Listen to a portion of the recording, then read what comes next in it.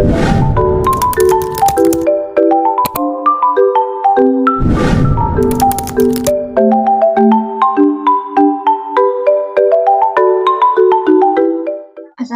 warahmatullahi wabarakatuh. Perkenalkan kami dari kelompok 4 akan mempresentasikan proyek report Fintech Business Innovation Proposal dengan nama Satuin yang merupakan platform integrasi pembayaran dengan teknologi biometrics.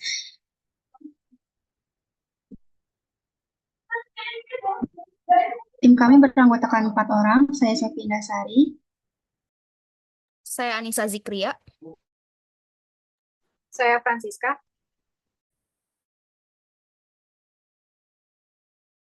Saya Vina Haura.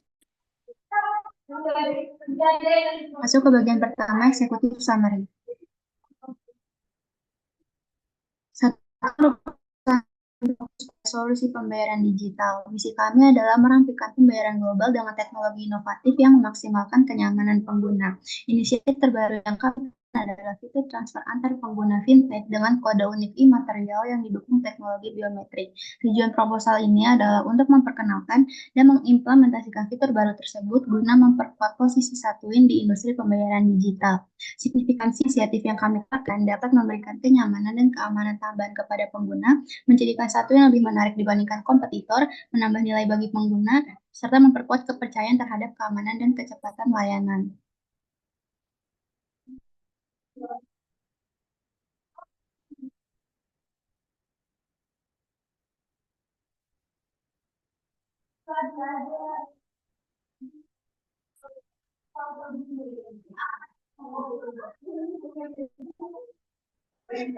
Selanjutnya terkait Fintech Innovation Vision.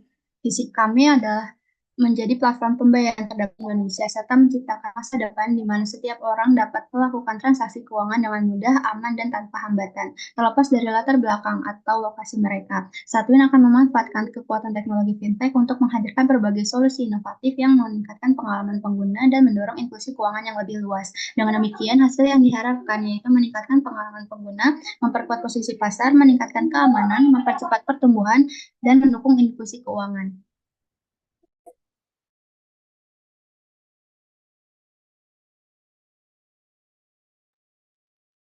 Selanjutnya, problem statement and market analysis. Nah, yang pertama ada detail problemnya itu kompleksitas dan ketidaknyamanan dalam melakukan transfer antar pengguna dari platform fintech yang berbeda. Lalu ada risiko kesalahan dan potensi fraud dalam proses otorisasi transfer.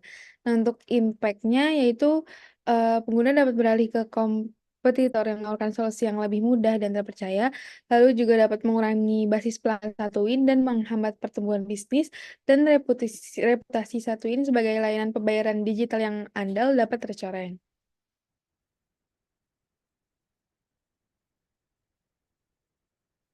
Boleh di next. Oke, selanjutnya ada market analysis dari current state of the fintech industry-nya. Yang pertama ada digitalisasi layanan keuangan. Nah, di dalam digitalisasi layanan keuangan ini ada bank digital yang tumbuh dengan cepat, menawarkan layanan seperti pembukaan rekening, transfer uang, dan bayar digital, serta dapat aplikasi pembayaran mobile dan juga wallet yang menjadi sangat populer dan memudahkan transaksi tanpa tunai. Lalu ada inovasi dalam pembiayaan yang juga terdapat crowdfunding dan peer-to-peer lending untuk memberikan alternatif bagi individu dan bisnis untuk mendapatkan dana tanpa harus bergantung pada lembaga keuangan tradisional. Dan juga ada platform investasi lain dan juga robo-advisor yang memudahkan investor untuk memulai investasi dengan tanpa bantuan profesional. Selanjutnya ada teknologi blockchain dan cryptocurrency merupakan teknologi yang mendasari cryptocurrency seperti Bitcoin yang sudah mulai diaplikasikan dalam berbagai aspek keuangan seperti sistem pembayaran, cadangan aset, dan smart contract. Selanjutnya ada regulatory teknologi atau RegTech, di mana RegTech ini membantu lembaga keuangan untuk memenuhi persyaratan peraturan dengan cara yang lebih efisien menggunakan analisis dan teknologi canggih lainnya. Lalu ada artificial intelligence dan machine learning. Ini digunakan untuk analisis risiko kredit, deteksi fraud, dan personalisasi layanan keuangan berdasarkan perilaku pengguna. Selanjutnya ada InsurTech, di mana Insurtech ini merupakan subsektor yang berfokus pada teknologi dalam industri asuransi yang memberikan solusi seperti penilaian risiko yang lebih baik, pengalaman pelanggan yang lebih baik, dan produk asuransi yang lebih sesuai dengan kebutuhan.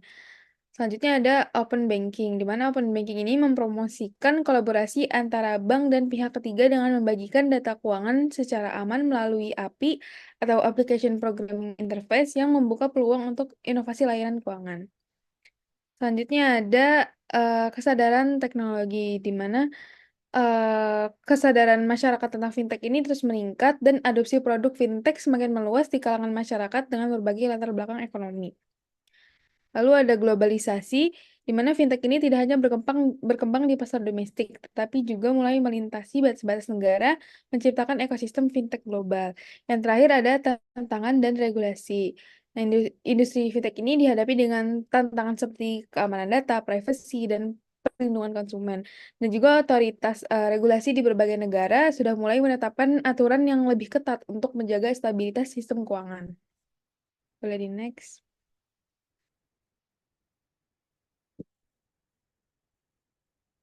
Selanjutnya ada Trends and Emerging Technologies. Yang pertama ada Artificial Intelligence dan Machine Learning, di mana AI ini adalah bidang yang mencakup berbagai teknik dan teknologi yang memungkinkan komputer untuk melakukan tugas yang biasanya membutuhkan kecerdasan manusia. Sedangkan Machine Learning ini adalah subbidang dari AI yang berfokus pada pengembangan algoritma yang memungkinkan komputer untuk belajar dan membuat prediksi atau keputusan berdasarkan data. Selanjutnya ada blockchain, di mana blockchain ini merupakan sistem yang terdesentralisasi yang digunakan untuk mencatat transaksi dalam sebuah buku besar digital yang aman dan transparan. Jadi setiap transaksinya ini dicatat dalam yang kemudian dihubungkan satu sama lain dalam sebuah rantai yang dikenal sebagai blockchain. Selanjutnya yang ketiga ada API integration. Nah, teknologi API ini merupakan serangkaian definisi dan protokol yang memungkinkan berbagai aplikasi perangkat lunak untuk berkomunikasi satu sama lain. Jadi si API ini menentukan cara komponen perangkat lunak harus berinteraksi, menyediakan metode yang terstandarisasi untuk pertukaran data dan layanan. Lalu yang keempat ada mobile first approach, yaitu pendekatan dalam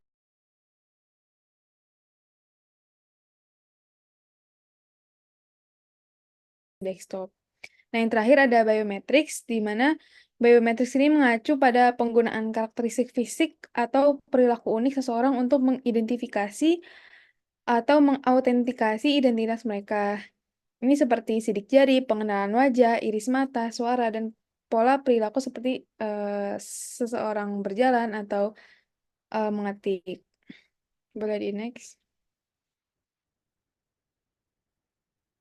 Nah, selanjutnya ada competitive landscape and key competitors. Nah, untuk key competitor sendiri dari perusahaan kami itu ada GoPay, OVO, Dana, dan Link Aja. Nah, ini merupakan competitive landscape yang terdiri dari beberapa aspek, yaitu ada layanan, target audience, strategi pemasaran, strength, dan juga weakness. Di mana yang pertama ini untuk layanan, perusahaan kami menyediakan fitur transfer sama fintech payment dengan kode unik imaterial dan dapat bertransaksi kepada merchant juga. Nah, untuk GoPay, OVO, dan Dana ini juga sama menyediakan fitur transfer ke sesama pengguna dan merchant dan juga menyediakan layanan pay later. Tetapi untuk OVO dan Dana ini pay later-nya khusus untuk pengguna tertentu seperti pengguna premium. Nah, untuk Link Aja ini menyediakan layanan integrasi pembayaran kepada merchant dan juga tagihan. Nah, untuk target audiensnya, perusahaan kami menargetkan individu dengan transfer yang tinggi, lalu UMKM dan fintech lainnya. Nah, untuk GoPay, target audiensnya itu konsumen perkotaan yang melek teknologi. Untuk OVO dan Dana, itu memiliki target audiens yang sama, yaitu individu, UMKM, dan fintech lainnya. Nah, untuk Link Aja ini, target audiensnya itu masyarakat kota tier 1 dan kota tier 2. Kota tier 1 ini didominasi dengan masyarakat berumur 20-24 tahun, dan kota tier 2 ini didominasi dengan masyarakat berumur 35-40 tahun. Nah, untuk strategi pemasarannya, kami menggunakan digital dan partnership marketing, loyalty programs, dan juga referral programs. Nah, untuk GoPay ini menggunakan loyalty programs, diskon dan promo, dan juga digital marketing. Nah, untuk OVO, dia juga menawarkan cashback, promo cashback, dan juga kolaborasi dengan mitra strategis. Nah, untuk, dana, dia menawarkan produk sesuai kebutuhan pengguna dan juga bermitra dengan berbagai, skala. Nah, untuk Link Aja, dia, berkolaborasi dengan mitra strategis juga. Untuk strength-nya, kami memiliki keamanan tinggi, mudah digunakan dan efisien, serta memiliki beragam opsi pembayaran. Untuk GoPay, dia mudah digunakan juga, cepat, dan memiliki basis penggunaan yang besar. Untuk OVO, dia memiliki jaringan mitra yang luas. Untuk Dana, dia memiliki beragam opsi pembayaran, dan untuk Link, dia memiliki integrasi langsung.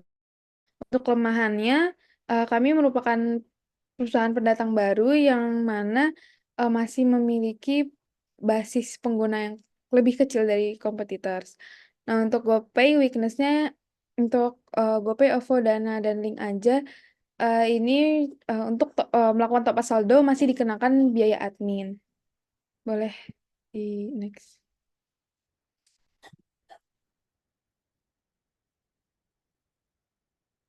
Selanjutnya ada SWOT analysis. Yang pertama ada strength. Jadi, kami memiliki tingkat keamanan yang tinggi dengan autentikasi menggunakan teknologi biometrik, sehingga data pengguna ini sulit dipalsukan dan keamanan yang lebih kuat dibandingkan, penggunaan kata sandi atau PIN. Dan juga proses autentifikasinya menjadi lebih cepat, mudah, dan mengurangi kemungkinan adanya penyalahgunaan akun karena hanya pengguna dengan biometrik terdaftar yang dapat mengakses akun. Nah, untuk weakness-nya yaitu, biaya implementasi yang tinggi, yang menjadi kelemahan dari, penerapan teknologi biometrik tadi, baik untuk biaya pengembangan maupun biaya pemeliharaannya.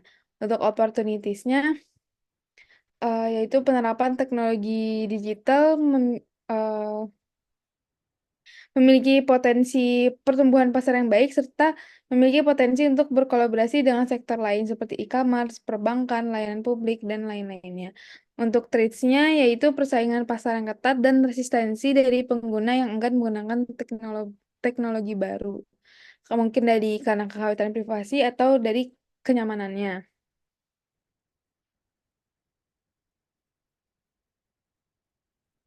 Nah, selanjutnya, untuk identification of the target audience and customer needs. Nah, untuk target audience-nya yang pertama, kami menargetkan pengguna aktif perangkat mobile. Pengguna aktif ini yang, melakukan transaksi keuangan serta transfer uang antar bank dan pembayaran tagihan. Kami juga menargetkan generasi milenial dan generasi Z, yang cenderung lebih akrab dengan teknologi, mudah beradaptasi dengan inovasi digital, dan mencari kenyamanan dalam bertransaksi secara online. Kami juga menargetkan UMKM yang menyediakan layanan pembayaran secara digital, dan juga pengguna e-commerce dari pelanggan maupun pedagang online-nya yang memerlukan cara yang aman dan efisien untuk melakukan pembayaran dan penerimaan dana. Lalu untuk dari, customer needs-nya, yang pertama ada kemudahan pengguna, di mana pengguna ini ingin proses transfer uang yang sederhana dan mudah dipahami, baik melalui aplikasi seluler atau platform web.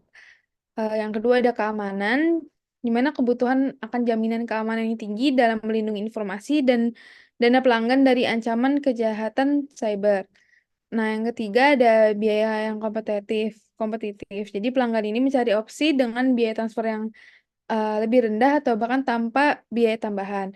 Yang keempat ada ketersediaan layanan 24/7, yaitu pelanggan mengharapkan layanan transfer yang tersedia sepanjang waktu tanpa terbatas oleh jam kerja bank atau hari libur. Yang terakhir ada transfer cepat dan terpercaya, di mana pelanggan menginginkan transfer uang yang cepat dan dapat diandalkan dengan kemampuan untuk mengirim dan menerima dana dengan cepat.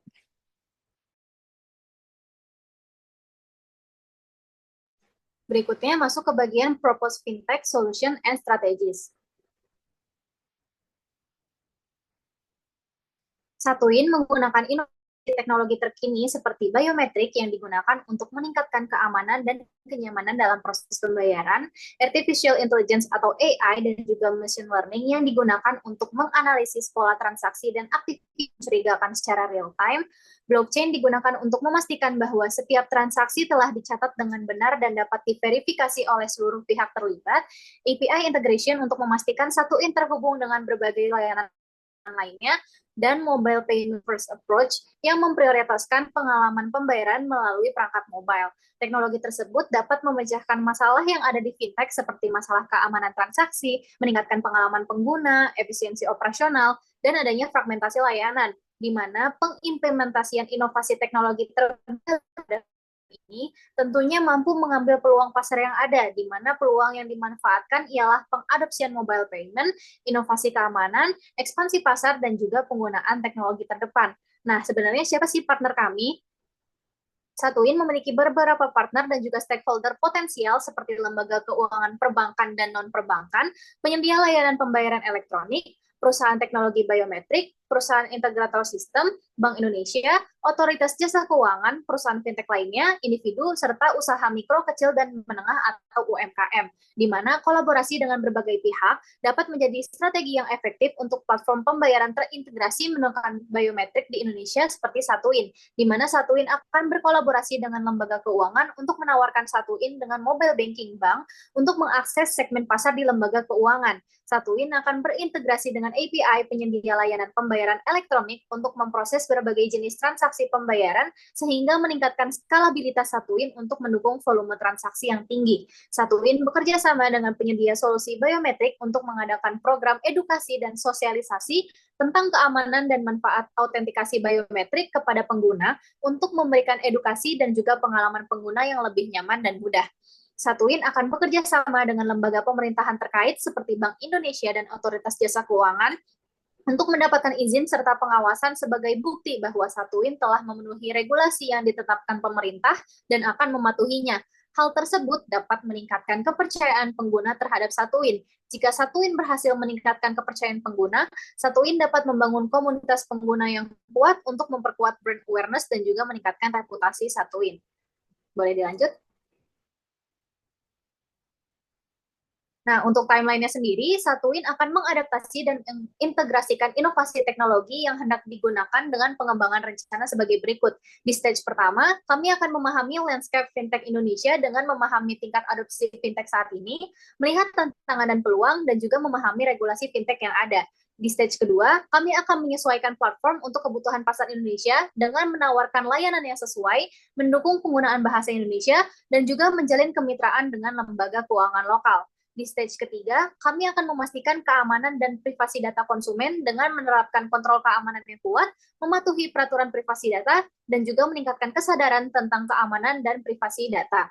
Di stage keempat, kami akan membangun kepercayaan pengguna dengan menyediakan informasi yang jelas tentang cara kerja platform, membangun reputasi yang kuat, dan juga mendapatkan sertifikasi keamanan. Di stage terakhir atau stage 5, kami akan mempromosikan platform dengan melakukan kampanye edukasi dan pemasaran, bekerja sama dengan influencer, dan juga menawarkan insentif seperti diskon atau cashback. Boleh dilanjut?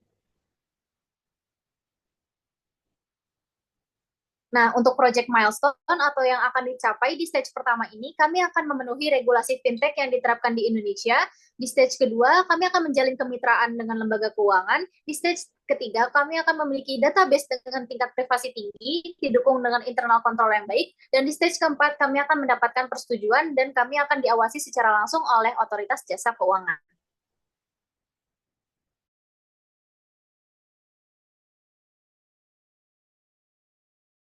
Selanjutnya implementation plan, udah di next. Project management, berikut adalah project timeline dan fase-fasenya. Yang pertama ada fase perencanaan, sekitar 1-2 bulan. Pada fase perencanaan ini dimulai dari analisis kebutuhan dengan cara mengidentifikasi kebutuhan pasar dan merumuskan visi serta misi proyek. Selain itu, kami juga melakukan penelitian dan pengembangan dengan mengkaji teknologi biometrik yang digunakan, seperti sidik jari, pengenalan wajah, ataupun iris mata. Selanjutnya, kita studi kelayakan yang dimulai dari analisis teknis, operasional, dan finansial untuk memastikan kelayakan proyek. Lalu ada fase desain 2-3 bulan.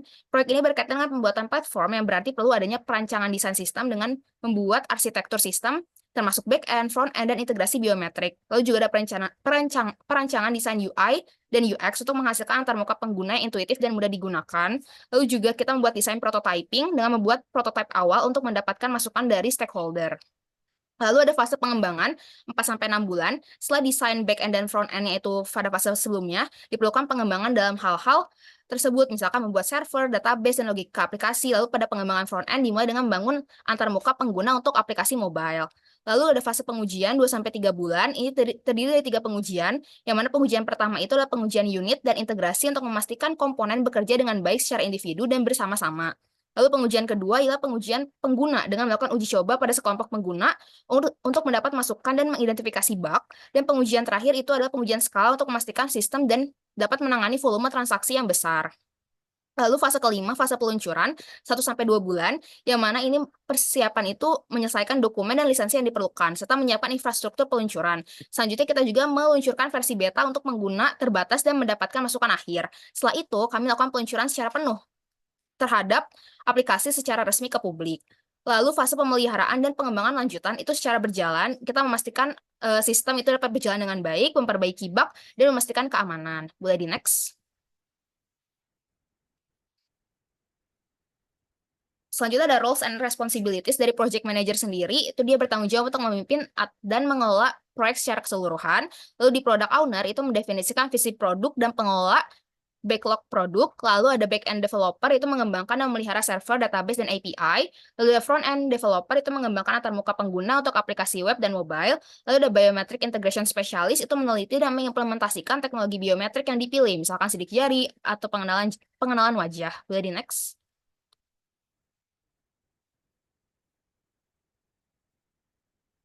Selanjutnya, security specialist itu menilai risiko keamanan dan mengembangkan strategi mitigasi.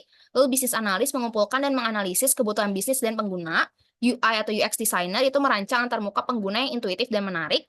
Lalu, compliance officer memastikan bahwa platform itu memenuhi regulasi dan standar industri yang relevan. Customer support menangani pertanyaan dan masalah pengguna, memberikan pelatihan dan panduan kepada pengguna tentang cara menggunakan platform. Boleh di next.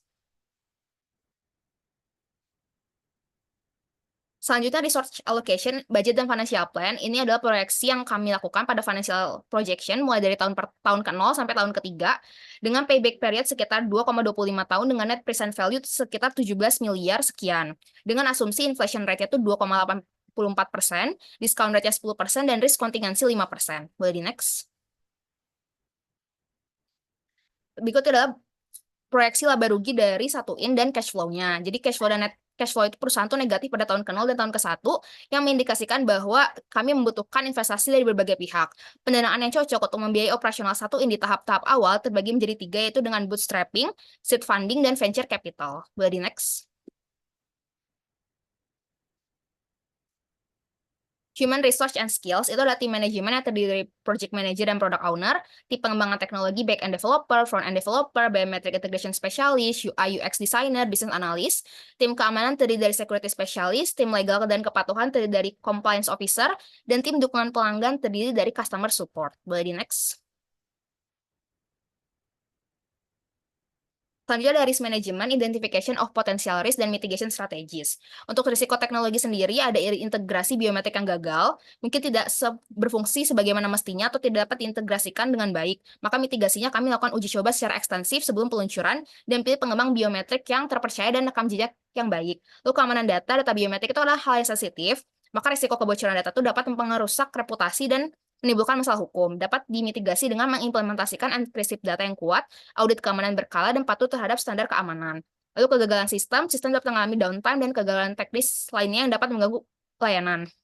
Maka dimitigasi dengan merancang arsitektur sistem yang scalable dan redundan, serta menyiapkan tim respon darurat untuk menangani kegagalan.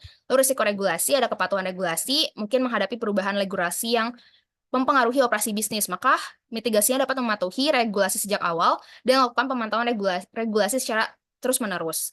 Lalu perubahan kebijakan pemerintah, karena kan pemerintah dapat membuat kebijakan, maka dimitigasi dengan membangun hubungan yang baik dengan regulator dan asosiasi industri. Lalu risiko pasar, ada persaingan yang ketat, karena banyaknya pesaing di pasar fintech yang menawarkan layanan yang sama, maka kita dapat mitigasi dengan fokus pada diferensiasi produk dan peningkatan layanan, serta melakukan analisis kompetitif secara berkala. Lalu penerimaan dari pengguna, karena pengguna mungkin enggan menggunakan teknologi biometrik karena masalah privasi atau kebiasaan, itu dapat dimitigasi dengan mengedukasi pengguna tentang manfaat dan keamanan teknologi biometrik. Terus juga kita berikan alternatif metode autentikasi jika memungkinkan. Lalu resiko finansial, biaya pengembangan yang membengkak dibandingkan dengan yang diperkirakan. Maka itu dapat dimitigasi dengan membuat anggaran yang realistis dengan cadangan dana dan untuk biaya tak terduga. Terus juga kita melakukan pemantauan anggaran secara ketat dan evaluasi berkala. Lalu yang kedua ada pendapatan yang tidak dapat mencapai target.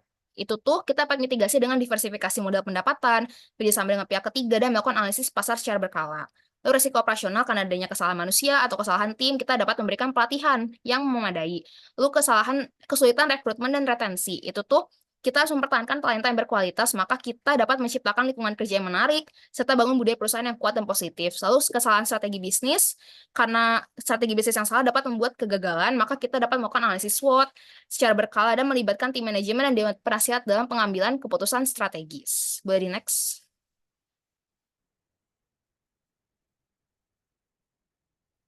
Berikut ada prototype 1 in di salah satu fintech, yang mana ini ada fintech A transfer ke fintech B dengan teknologi biometrik. Boleh di next.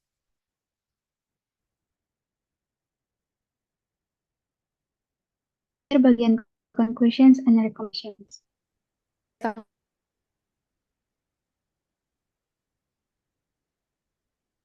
Terkait dengan summary of key points, terdapat 3 masalah utama yang kami identifikasi, yaitu keamanan, transfer antar pengguna, risiko kesalahan manusia, dan potensi fraud. Untuk mengatasi hal ini, Satuin berencana mengintegrasikan layanan transfer instan yang tersedia 24/7 untuk memberikan hanya pemilik akun yang dapat mengotorisasi transaksi, dan juga solusi penggunaan analitik untuk memantau aktivitas mencurigakan guna mencegah penipuan.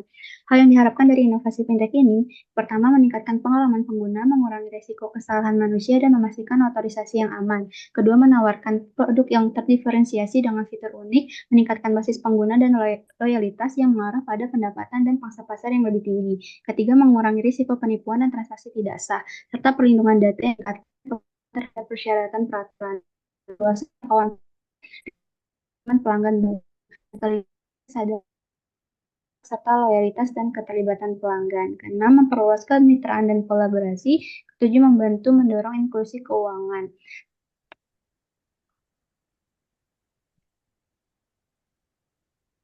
Selanjutnya, recommendations. Yang pertama, langkah-langkah untuk implementasi yang sukses. Yang pertama, manajemen proyek yang efektif. Yang kedua, merancang dan mengembangkan sistem yang aman, scalable, dan mudah digunakan. Ketiga, peluncuran platform secara bertahap, pemantauan kinerja berkelanjutan, dan dukungan pelanggan responsif. Yang keempat, pemasaran dan promosi intensif untuk memperluas platform.